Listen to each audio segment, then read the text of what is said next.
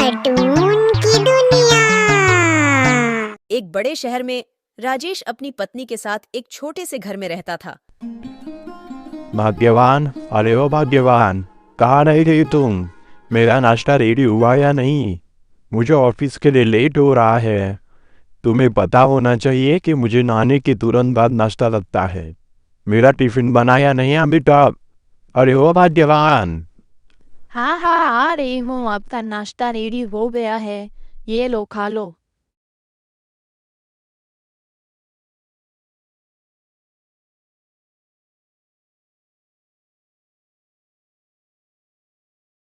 अब राजेश टिफिन लेकर ऑफिस के लिए निकल ही रहा था, तभी उसके पत्नी ने आवाज दी।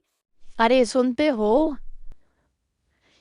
क्या है भाग्यवान, तुम्हें कितनी बार बोला है जब भी मैं ऑफिस के लिए निकल रहा हूँ तो पीछे से आवाज मत दिया कर। नहीं जी नहीं, माफ करना, मैं बोल रही थी कि आप अपने मालिक से रिटायरमेंट के बारे में बात करने वाले वो ना आज। हाँ भाग्यवान, मैं अपने मालिक से रिटायरमेंट के बारे में बात करने वाला हूँ। अब मैं जाऊँ ऑफिस के लिए? राजेश अपने काम पर निकल जाता है। एक बड़ी कंपनी में कारपेंटर का काम करता था। लोगों के लिए लकड़ी का घर बनाया करता था। उसके जैसा घर उसे शहर में कोई भी नहीं बना सकता था। वह एक अच्छा, ईमानदार और मेहनती कारपेंटर था।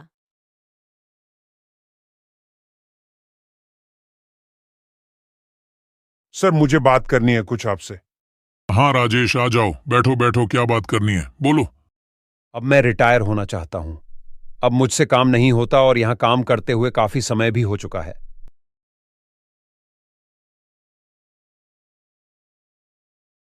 राजेश, हमारी कंपनी को बहुत बड़ा प्रोजेक्ट मिला है और उसे सिर्फ तुम ही पूरा कर सकते हो।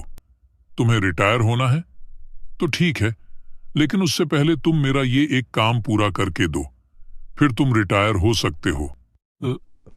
40 साल से मैं यहाँ काम कर रहा हूँ, तो मैं सर को मना भी नहीं कर सकता। राजेश, क्या सोच रहे हो? कुछ नहीं सर, इतने साल में इतने सारे घर बनाए हैं तो ये भी बनवा लेते हैं, उसमें क्या है। राजेश मणि मन में सोचता है। काश मुझे इस काम से छुट्टी मिल जाती। फिर भी राजेश अपने काम में लग जाता है, लेकिन उसका दिल घर बनाने में नहीं लगता। अभी भी अपने रिटायरमेंट के बारे में सोच रहा होता है। अपना काम भी ठीक से नहीं कर पाता। आखिरी 2 महीनों की कड़ी मेहनत के बाद घर बनने में सफल हो जाता है, लेकिन घर इतना अच्छा नहीं बन पाता।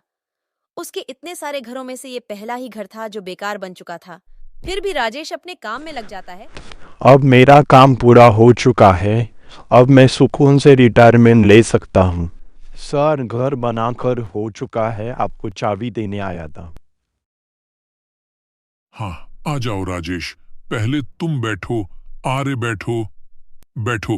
तुमने इतने साल मेरे यहाँ काम किया है और मैं एक बात बता दूं, तुम्हारे जैसा ईमानदार इंसान न हर कंपनी में होना चाहिए, क्योंकि तुमने इतने साल से मेरे पास बहुत ईमानदारी से काम किया है। और ये चाबी तुम ही रखो, क्योंकि ये घर तुम्हारे लिए ही बनवाया है। हे, मेरी तरफ से तुम्हें गिफ्ट है। पर सर, ये मैं कैसे ले लूँ? अरे ये तुम्हारा ही है, ले लो। राजेश अब खुशी खुशी चाबी लेकर ऑफिस से निकल जाता है और मनी मन में सोचने लगता है। काश मुझे पता होता कि ये घर मुझे मिलने वाला था, तो मैं ये घर को अच्छी तरह से और दिल से बनाता। लेकिन अब कुछ नहीं हो सकता। पर ठीक है, मुझे बहुत खुशी है कि ये घर मुझे मिल गया है। मुझे मेरे कड़ी मेहनत और ईमानदारी का फल मिला है। इस कहानी से हमें ये सीख मिलती है कि हम जो भी काम कर रहे हैं उसे पूरे दिल से और अपनी पूरी मेहनत से करना चाहिए।